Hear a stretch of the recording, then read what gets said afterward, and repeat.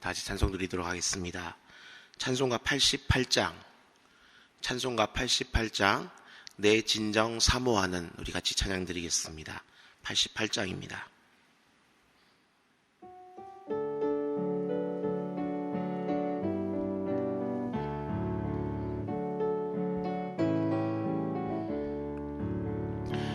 내 진정 사모하는 친구가 되시는 구주 예수님은 아름다워라.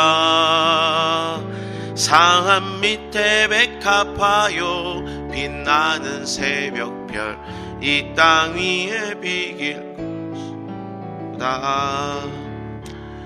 내 맘이 아플 적에 큰 위로 되시며 나 외로울 때 좋은 친구라. 주는 저 산 밑에 백합 빛나는 새벽별, 이 땅 위에 비길 것이 없도다. 내 맘의 모든 염려 이 세상 고락도 주님 항상 같이 하여 주시고, 시험을 당할 때에 악마의 계교를 즉시 물리치사 나를 지키네.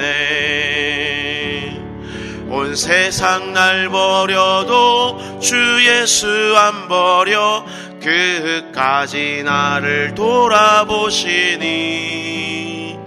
주는 저 산 밑에 백합 빛나는 새벽별, 이 땅 위에 비길 것이 없도다. 내 맘을 다하여서 주님을 따르면 길이 길이 나를 사랑하리니. 물불이 두렵지 않고 장검도 겁없네. 주는 높은 산성 내 방패시라. 내 영혼 먹이시는 그 은혜 누리고 나 친히 주를 뵙기 원하네. 주는 저 산 밑에 백합 빛나는 새벽별, 이 땅 위에 비길 것이 없도다. 아멘. 기도하겠습니다. 은혜로우시고 자비로우신 하나님 아버지, 오늘 우리를 깨워주시고 새로운 하루를 허락해 주시니 감사합니다. 이 하루가 온전히 주님을 위한 시간이 되게 하시고 주님께서 주신 모든 것에 감사하는 하루가 되게 해 주시옵소서. 이를 위해서 우리가 먼저 기도하며 이 하루를 시작하고자 하오니 오늘 말씀 가운데 은혜 주시고 기도 가운데 응답하여 주옵소서. 주님, 위드 코로나의 시간이 되었지만 코로나의 기세는 전혀 꺾이지 않으며 새로운 변이 바이러스로 말미암아 온 세계가 불안 가운데 있습니다. 이 문제를 해결하실 분은 주님밖에 없음을 고백하오니 주님께서 코로나의 문제를 해결해 주심으로 주님의 그 살아계심이 온전히 증거되게 하옵소서. 특히 이 성탄의 계절을 맞이하면서 이 계절 가운데 예배드림에 어려움이 없도록 주님 도와주시고, 바이러스보다 크신 그 주님을 바라보면서 그 주님께 나와 예배드리는 그 자리가 회복되게 하옵소서. 오늘 우리 대전중앙의 모든 성도들을 축복합니다. 각 가정마다 평강으로 지켜주시고 영육간에 강건케 하시며 그 사업장 위에 복을 다하여 주옵소서. 그래서 우리 성도들로 말미암아 주님의 이름이 영광 받으시는 그런 하루가 되게 하옵소서. 우리의 죄를 사하시기 위해 이 땅에 오신 예수 그리스도의 이름으로 기도드립니다. 아멘. 이쌤 여러분과 같이 나눌 말씀은 골로새서, 신약성경 골로새서 1장 1절부터 8절까지의 말씀입니다. 골로새서 1장 1절부터 8절까지 말씀을 한 절씩 교독하도록 하겠습니다. 하나님의 뜻으로 말미암아 그리스도 예수의 사도된 바울과 형제 디모데는 골로새에 있는 성도들 곧 그리스도 안에서 신실한 형제들에게 편지하노니, 우리 아버지 하나님으로부터 은혜와 평강이 너희에게 있을지어다. 우리가 너희를 위하여 기도할 때마다 하나님 곧 우리 주 예수 그리스도의 아버지께 감사하노라. 이는 그리스도 예수 안에 너희의 믿음과 모든 성도에 대한 사랑을 들었으며 너희를 위하여 하늘에 쌓아둔 소망으로 말미암음이니 곧 너희가 전에 복음 진리의 말씀을 들은 것이라. 이 복음은 이미 너희에게 이름에 너희가 듣고 참으로 하나님의 은혜를 깨달은 날로부터 너희 중에서와 같이 또한 온 천하에서도 열매를 맺어 자라는도다. 이와 같이 우리와 함께 종된 사랑하는 에바브라에게 너희가 배웠나니 그는 너희를 위하여 그리스도의 신실한 일꾼이요 성령 안에서 너희 사랑을 우리에게 알린 자니라. 아멘. 오늘도 기도로 새벽을 깨우시는 모든 분들을 주님의 이름으로 환영하고 축복합니다. 여러분의 그 모든 기도 가운데 하나님께서 응답의 역사 내려주시기를 간절히 소망합니다. 오늘부터 우리가 살펴보게 될 이 골로새서는 바울의 어떤 여러 서신들 중에서는 그리 많이 알려진 서신은 아닙니다. 에베소서, 빌립보서, 빌레몬서와 함께 옥중 서신 중에 하나이다 라고는 알고 있지만 막상 이 골로새서가 무엇을 기록하고 있고 무엇에 대해서 이야기하고자 하는가에 대해서는 잘 모르시는 분들이 많이 있습니다. 하지만 이 골로새서는 바로 그 예수 그리스도를 중심으로 해서 그 예수 그리스도에 대한 진리를 아주 분명하게 담고 있는 그런 서신입니다. 그리고 신앙의 기본에 충실하기를 요구하는 또한 그런 서신이기도 합니다. 그러므로 이 새벽을 통해서 바로 이 골로새서의 은혜를 충만히 누리시는 그런 모든 성도들 되시기를 간절히 소망합니다. 오늘은 그 첫 번째 시간으로 골로새서 1장 1절부터 8절을 중심으로 감사가 나오는 교회라는 제목으로 함께 은혜를 나누겠습니다. 먼저 오늘 본문은 바울의 인사말인 1절과 2절 그리고 사도 바울이 가지고 있는 골로새 교회에 대한 어떤 인상에 대한 이야기를 담고 있는 3장과 8절로 그 두 부분으로 나누어 볼 수가 있습니다. 그런데 저는 특별히 오늘 이 설교를 위해서 본문을 묵상하는 가운데 이 3절 말씀이 가장 인상 깊게 와닿았습니다. 우리가 너희를 위하여 기도할 때마다 하나님 곧 우리 주 예수 그리스도의 아버지께 감사노라 라는 바로 이 구절 말입니다. 이 무슨 말이냐? 지금 이 골로새 교회를 위해서 이 사도 바울이 기도를 하고 있는데 저절로 그의 입에서 감사가 흘러나왔다라는 이야기입니다. 기도를 하는 사람으로서 이보다 더 행복하고 뿌듯한 순간이 있을까요? 우리가 누군가를 위해서 기도할 때마다 한숨이 나오고 가슴이 답답하다면 그 사람을 위해서 기도하는 일은 쉽지 않을 것입니다. 하지만 반대로 어떤 사람을 위해서 기도하였는데 감사하고 기쁨이 흘러넘친다면 그 사람을 위해서 기도하는 일은 매우 즐겁고 기쁜 일이 될 것입니다. 그러므로 저는 우리가 서로를 위해서 기도할 때마다 기쁨과 감사가 흘러나오기를 축원합니다. 또 우리 교회가 서로를 위해서 기도하는 교회요, 또 그 기도마다 기쁨과 또한 감사가 흘러나오는 교회 되기를 주의 이름으로 축원합니다. 그럼 여기서 질문이 생깁니다. 어떻게 이 골로새 교회는 이처럼 기도 가운데 감사가 자연스럽게 흘러나오는 그런 교회가 될 수 있었을까요? 바울이 골로새 교회를 위해서 기도하면서 감사한 그 이유는 바로 무엇이겠습니까? 그것은 바로 이 골로새 교회가 가지고 있던 균형 잡힌 삼박자 신앙 때문이 아닌가 싶습니다. 바로 믿음과 사랑과 소망의 신앙 말입니다. 그리고 이것은 교회의 기본입니다. 근데 이처럼 기본을 지키는 교회의 모습은 참으로 중요합니다. 왜냐하면 오늘날 성도들의 신앙 모습이 많은 부분 좀 흐트러진 것은 바로 이런 신앙의 기본과 본질에서 좀 멀어졌기 때문입니다. 신앙은 어떤 경험이나 연륜이 아닙니다. 신앙은 바른 기준 위에 세워진 어떤 열매입니다. 바른 신앙의 기준 위에 세워진 어떤 열매입니다. 그래서 이 바른 기준이 없거나 흔들리게 되면 신앙생활을 하면서도 딴 생각을 하게 되는 겁니다. 또한 신앙의 바른 기준이 없는 사람은 바람이 불고 홍수가 나는 신앙의 시험이 올 때마다 반드시 흔들리게 되어 있습니다. 그러므로 신앙생활에 있어서 무엇보다 중요한 것은 바로 이 바른 신앙의 기준을 갖는 것입니다. 바울이 지금 골로새 교회를 생각하면서 감사했던 것이 바로 그들이 이런 바른 신앙의 기준을 가지고 있었다라는 겁니다. 그러면 구체적으로 그들이 가졌던 이 바른 기준이 무엇이었을까요? 다음에 세 가지를 생각할 수 있는데요. 바로 첫 번째가 앞에서 얘기했던 바른 믿음이라는 겁니다. 우리는 보통 믿음이다라고 얘기하면 히브리서 말씀을 가장 먼저 떠올리지요. 믿음은 바라는 것들의 실상이요 보이지 않는 것들의 증거이다 라는 어떤 생각 말입니다.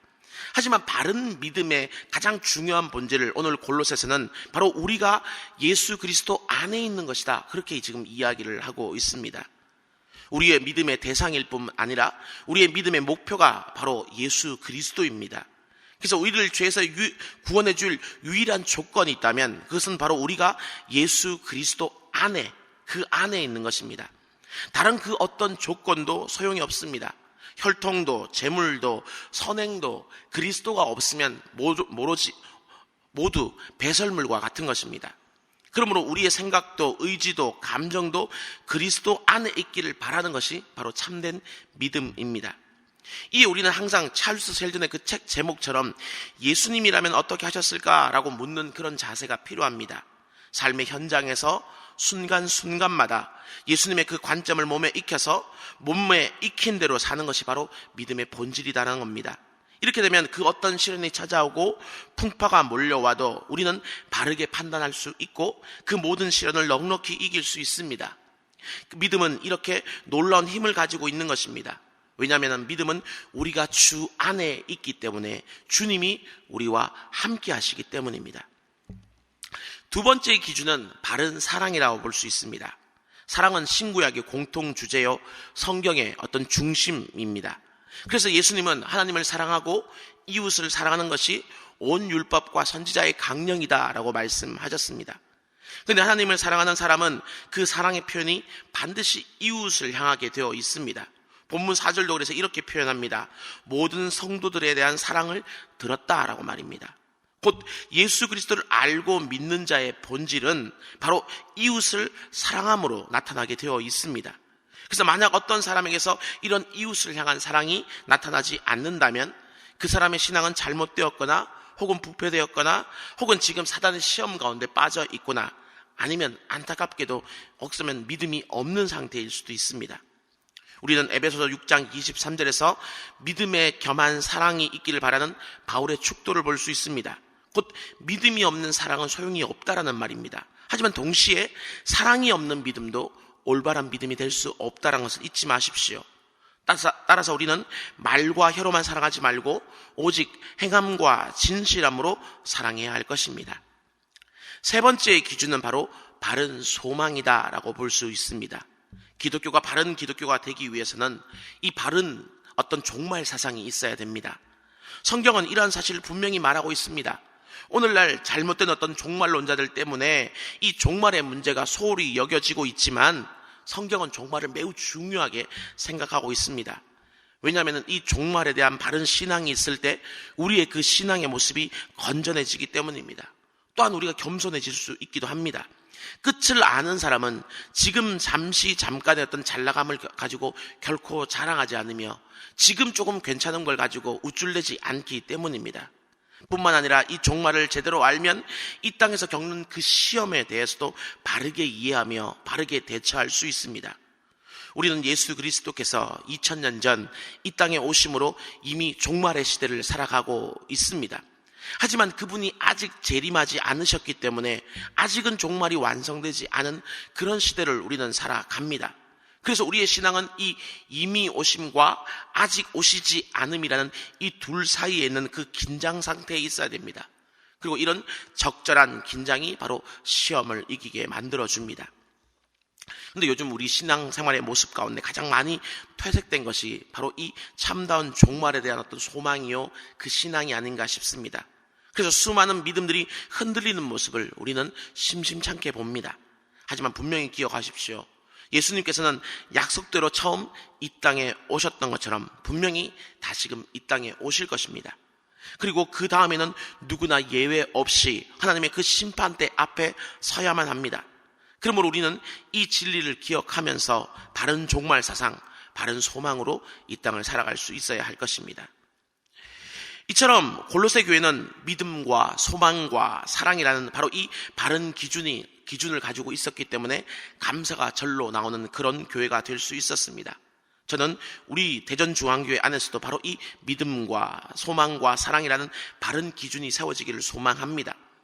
그렇다면 이 골로새 교회는 어떻게 이런 바른 신앙의 기준을 가질 수가 있었을까요? 무엇에서부터 이 기준이 비롯되었을까요? 그것은 바로 복음입니다. 5절 하반부에서 바울은 이렇게 말합니다. 곧 너희가 전에 복음 진리의 말씀을 들은 것이니라. 즉 골로새 교회가 믿음, 소망, 사랑이라는 이 바른 기준을 갖게 된 것은 곧 그들이 그 전에 복음 진리의 말씀을 들었기 때문이다 라고 이야기하는 것입니다. 골로새 교회의 이런 믿음, 사랑, 소망이 넘치는 그 모습은 그냥 주어진 것이 아닙니다. 신앙의 연륜이 쌓여서 저절로 되어진 것도 아닙니다. 어떤 대단한 체험이 있어서 그런 것은 더더욱 아닙니다. 또한 요즘 유행하는 것처럼 어떤 교회 성장 세미나를 자주 다녀왔기 때문에 이루어진 것도 역시 아닙니다. 골로새 교회가 아름다운 교회가 될 수 있었던 것은 먼저 복음이 그들에게 이르렀기 때문입니다. 골로새 교회에 복음이 왔다는 것이 바로 모든 것의 출발점입니다. 골로새 교회는 바울이 세운 교회가 아니었습니다. 바울의 동역자였던 에바브라에 의해서 세워진 교회입니다.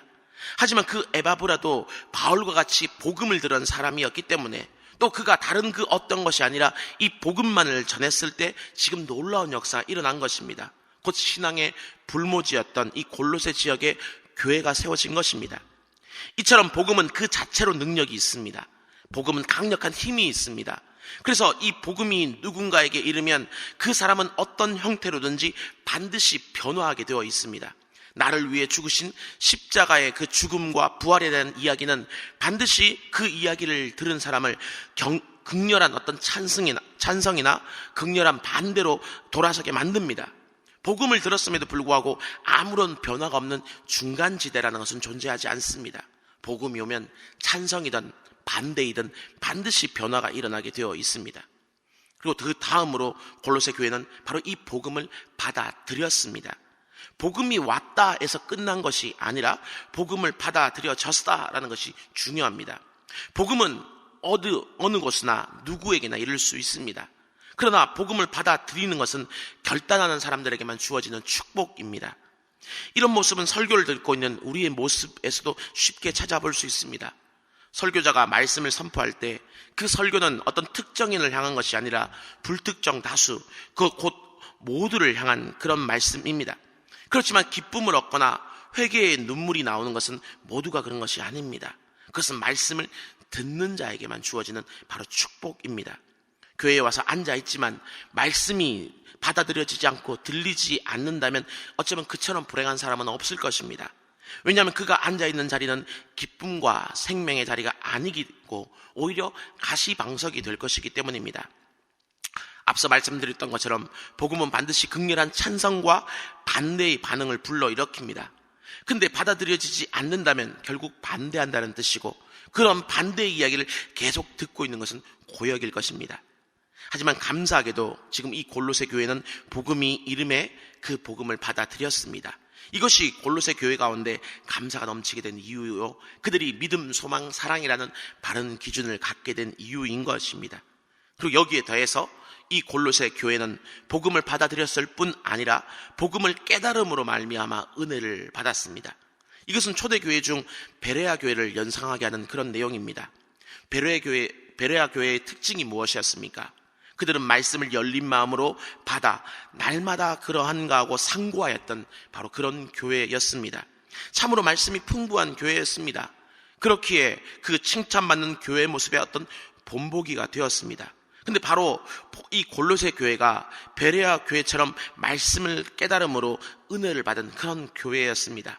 바로 여기에 믿음, 소망, 사랑이 넘치는 그런 교회가 될 수 있었던 것이죠. 이처럼 말씀은 매우 중요합니다. 그리고 어거스틴과 칼빈의 말씀처럼 어떤 우리 안에는 이 말씀으로 채워지지 않는 어떤 빈 공간이 있습니다. 그래서 이 말씀은 갈급한데 채워지지 않으면 우리는 반드시 그것을 다른 그 무엇인가로 대체하려고 합니다. 드라마나 어떤 가십거리나 취미나 신변 잡기를 통해서 그 빈 공간을 채우려고 하지요. 하지만 그럼에도 불구하고 그 공간은 채워지지 않습니다. 왜냐하면 그 공간은 말씀에 대한 어떤 갈급함으로 만들어진 공간이기 때문입니다. 그래서 이 말씀을 충분히 받지 않고 말씀을 통해서 은혜 받지 않게 되면 반드시 몸이 건조한 신앙인이 되거나 혹은 신비주의자가 될 수 있습니다. 반대로 이 말씀을 듣고 고민할 때마다 바로 이 바른 신앙이 될 수 있습니다. 그리고 이 말씀이 바로 선 교회는 하나님께서 책임져 주십니다. 바로 그것이 우리가 잘 알고 있는 사도행전 2장의 초대교회의 모습이 아니겠습니까? 말씀이 om으로 말미암아 그 말씀을 듣고 깨닫고 그 말씀을 받아들이는 그 교회의 모습이 있으니까 서로 떡을 떼고 서로 교제하고 그들의 모습이 주변 가운데 칭찬 듣고 날마다 믿는 자의 수가 더해가는 그 모습 말입니다. 그래서 사도 요한 사도는 계시록 1장 3절에서 이렇게 말합니다. 이 예언의 말씀을 읽는 자와 듣는 자가 듣는 자와 그 가운데 기록된 것을 지키는 자에게는 복이 있다라는 바로 그 말씀 말입니다. 그리고 이렇게 말씀을 깨달은 사람에게 바로 삶의 열매가 열리는 것입니다. 그래서 오늘 본문 6절 하반부에서도 말하기를 너희가 듣고 참으로 하나님의 은혜를 깨달은 날로부터 너희 중에서와 같이 또한 온 천하에서도 열매를 맺어 자라는도다 라는 것입니다. 말씀을 깨달아 은혜를 받으면 자연스럽게 삶의 열매가 열리는 것입니다. 이것은 누가 하라고 해서 하는 것이 아니라 말씀이 힘이 되어서 자연스럽게 되는 것입니다. 골로새 교회의 자랑은 바로 여기에 있었습니다. 말씀의 깨달음이 바로 새로운 삶을 살게 하는 원동력이 된 것입니다. 그러나 이 말씀의 깨달음은 그냥 되는 것이 아닙니다. 여기에는 말씀을 사모하는 마음과 끈기 있는 열심이 필요합니다. 특히 이 끈기가 필요한 이유는 이 말씀을 깨닫게 하는 것은 우리의 노력이 결코 아니기 때문입니다. 성령 하나님의 은혜로 말미암아 우리는 말씀을 깨달을 수 있습니다. 그래서 성령께서 깨닫게 하실 때까지 멈추지 않고 지속적으로 반복해서 읽고 듣고 묵상하는 그런 끈기가 우리에게는 분명 필요합니다. 또한 이 말씀을 깨닫기 위해서 하나님께서 우리에게 주신 그 지성도 잘 활용해야 할 것입니다. 하나님이 우리에게 주신 지성은 사물을 판단하고 그 어떤 면에서 잘 재단하라 그런 데서 그치는 것이 아니라 가장 큰 이유는 하나님의 그 말씀을 분별하도록 하기 위해서 하나님은 지성을 주셨습니다. 그러므로 이 지성을 이용해서 우리는 말씀을 깨달으려 노력할 때 바른 신앙의 기준 가운데 서게 됩니다. 말씀을 맺겠습니다. 이 코로나의 시간이 좀 길어지다 보니까 제가 요즘 가장 많이 느끼는 것은 저 스스로에게 또 주변의 어떤 사람들의 모습 가운데서 신앙이 좀 느슨해진 것은 아닌가라는 생각들을 해보게 됩니다. 온라인 예배, 거리 간격을 둔 예배, 마스크를 쓴 예배 이런 걸 드리다 보니까 예배의 집중도가 조금은 떨어진 것은 아닐까요? 거기에 대해서 분명 교회에 대한 출석률도 많이 떨어져 있는 그런 상황입니다. 하지만 참된 신앙은 그런 것이 아닙니다. 진짜 신앙은 아무도 보지 않는 바로 그 순간 가운데 내가 어떻게 예배드리고 어떻게 살아가는가에 달려 있습니다. 왜냐하면 하나님은 언제 어디서나 나를 보고 계시기 때문입니다. 그러므로 이 시간 우리가 다시 한번 오늘 본문의 말씀을 통해서 우리의 신앙의 모습을 점검해 볼 수 있길 바랍니다. 이 새벽 골로새서를 통해서 우리가 정말 바른 신앙 가운데 있는가를 돌아볼 수 있길 바랍니다. 그리고 그 말씀을 통해 다시 한번 신앙의 기본으로 돌아갈 수 있길 바랍니다. 신앙의 그 본질을 회복할 수 있길 바랍니다. 나의 믿음, 나의 사랑, 나의 소망을 돌아볼 수 있길 바랍니다. 그래서 내 믿음이 진짜 복음의 그 뿌리를 두고 있느냐 살펴볼 수 있길 바랍니다. 말씀을 듣고 깨닫고 그 말씀대로 살아가는 으로 말미암아 그래서 신앙의 열매를 맺는 그런 신앙인가를 점검할 수 있길 바랍니다. 그래서 우리의 믿음이, 사랑이, 소망이 신앙의 어떤 기본과 본질인 그 복음의 그 말씀 가운데 뿌리 내리고 있다면 바로 거기에서 우리는 자연스럽게 기쁨과 감사가 흘러나올 것입니다. 그리고 여러분을 위해서 기도하는 저나 여러 주변의 기도의 동력자들 역시 바울처럼 오늘 본문의 이 바울처럼 감사가 절로 나오게 될 것입니다. 바로 이 은혜가 우리 대전중앙의 모든 성도들 가운데 넘치시기를 주님의 이름으로 축원합니다. 우리 시간 들은 말씀을 기억하면서 우리 다음과 같이 한번 기도했으면 좋겠습니다. 주님, 신앙의 본질, 바른 기준을 회복할 수 있도록 주여 도와 주시옵소서. 환난과 시련이 찾아와도 언제나 예수 그리스도 안에 있는 믿음과 행함과 진실함이 있는 사랑과 주님의 오실 날을 고대하는 바른 소망의 기준을 회복하게 하옵소서. 또 이를 위해서 진리의 말씀을 바르게 듣고 받아들이고 깨달음으로써 다시금 온전한 복음 위에 서게 하옵소서. 이 복음이 또한 나를 통해 열매 맺는 복음이 되어서 내 주변 사람들이 나 때문에 복음을 듣고 깨닫는 역사가 일어나게 해 주시옵소서. 또 이 어려운 시기에 흩어진 우리 중앙의 성도들 교회를 통해 희망이 샘솟고 기쁨이 샘솟고 감사가 넘치게 하옵소서. 그래서 우리 교회가 어느 누구든지 감사가 절로 나오는 그런 교회 되게 해 주시옵소서. 우리 이런 기도 제목을 가지고 우리 같이 한번 주님의 이름 간절히 한번 부르고 기도하겠습니다. 주여, 은혜를 주시고 자비로우신 주님 감사합니다. 하나님 아버지, 이 새벽도 우리를 깨워 주시옵시고 귀한 은혜의 말씀 가운데 우리를 불러주심을 너무나 감사드립니다. 오늘의 말씀을 통하여서 우리가 더욱더 주님 앞에 특별히 바른 신앙의 기준을 가질 수 있기를 기도할 수 있는 우리가 될 수 있도록 주여 도와주시옵소서. 신앙의 그 본질을 다시금 회복할 수 있도록 주님 도와주시옵시고 이 골로새서의 그 은혜가 우리 가운데 풍성히 임할 수 있도록 주여 도와주시기를 간절히 소망합니다. 이 말씀을 듣고 깨달아 알 수 있는, 묵상할 수 있는 그런 은혜가 우리 가운데 넘칠 수 있도록 주 성령 하나님께서 우리 가운데 강력하게 임재하여 주시옵소서. 또 환난과 시련이 찾아와도 언제나 예수 그리스도 안에 있는 그 믿음과 행하갑 또한 진실함이 있는 사랑과 주께서 오실 날을 고대하는 바른 소망의 기준을 회복하게 해 주시옵소서. 이를 위해서 진리의 말씀을 바르게 받아듣고 그 말씀을 바르게 받아들이고 깨달음으로써 다시금 온전한 복음 위에 서게 해 주시옵소서. 이 복음이 또한 나를 통해 나를 열매 맺는 그런 복음이 되게 해 주셔서 내 주변 사람들이나 나 때문에 복음을 듣는 사람들이 온전히 복음을 깨닫는 그런 역사도 일어날 수 있도록 주여 도와주시기를 간절히 소망합니다. 특별히 아버지, 이 어려운 시기 가운데 우리 흩어진 대전중앙의 성도들 또한 아버지여 기억하여 주시옵시고 이 교회를 통한 희망이 샘솟게 하여 주옵시고 기쁨이 샘솟게 하여 주시옵시고 감사가 흘러넘치게 해 주시옵소서. 그래서 우리 교회 대전중앙의 모든 우리 성도들이 감사가 절로 나오는 그런 교회요 성도들로 살아날 수 있도록 주여 도와주시기를 간절히 소망합니다. 이것은 결코 우리 힘으로 되지 않습니다. 주께서 우리에게 은혜 베풀어 주셨을 때 이 모든 일들이 가능해지리라고 믿사오니 주여 아버지, 우리 가운데 힘을 다하시고 은혜를 다하여 주심으로 말미암아서 이 귀한 은혜가 넘칠 수 있도록 주여 도와주시옵소서. 주님 붙들어 주시옵소서. 주님 함께해 주시옵소서. 우리 수요일 기도 제목을 가지고 한 번 더 기도하겠습니다. 매주 수요일은 특별히 우리 교회 교육부서와 다음 세대를 위해서 기도하는 날입니다. 그러므로 이 시간 기도하실 때 주여 우리 교회 모든 교육부서들을 살려주시고 은혜 충만하게 하여 주옵소서. 교육부를 섬기시는 모든 사역자들과 교사들 위에 성령으로 기름 부어 주옵소서. 우리 자녀들을 다음 세대를 이끌어갈 하늘의 지도자로 사용하여 주옵소서라고 기도해 주시길 바랍니다.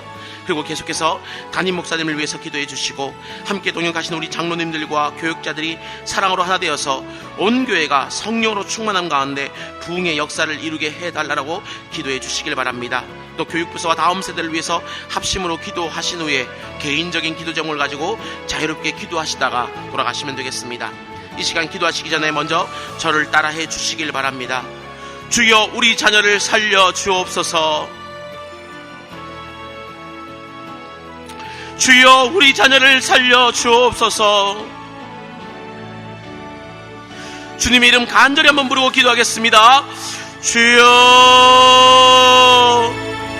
은혜를 주시고 자비로우신 주님 감사합니다. 하나님 아버지여, 정말 은혜를 베풀어 주시고 은총을 베풀어 주심으로 말미암아서 특별히 우리 교회에 속한 모든 교육부서와 다음 세대가 정말 아버지 온전히 주님의 말씀 가운데 설 수 있도록 주여 도와주시기를